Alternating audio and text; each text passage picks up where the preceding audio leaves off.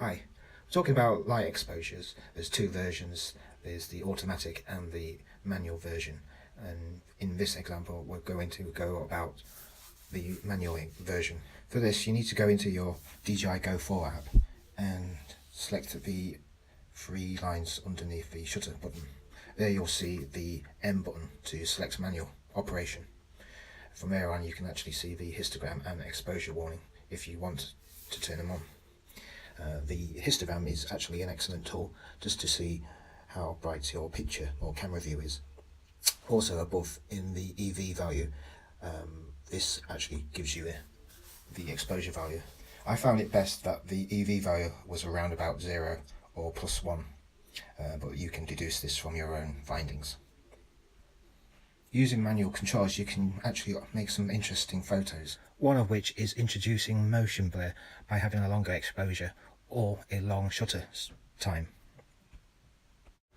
The main reason why we're using the shutter and the ISO, in this case for the Mavic, is because we want to alter and protect the exposure against the changing light. In this case, the sunset is always changing, and therefore you need to alter certain values just to keep the exposure at a certain level.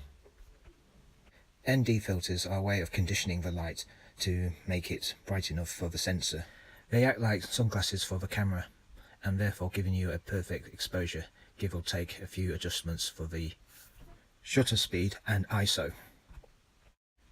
The EV values for manual mode is usually -2 to +2. It's more forgiving if you're using automatic settings because the EV values can go from -3 to +3. The change in light can actually occur from ground level going towards the sky, and because of this you're going to have to basically rehearse and check your EV values doesn't exceed or get overexposed too much. I recommend you adjust your EV levels for the brightest light, so when you actually pan across over past the sun you are ready for it.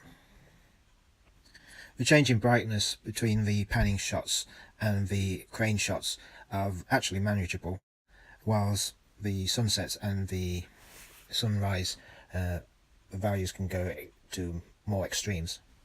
When recording video, the shutter value should be twice the value of the frame rate.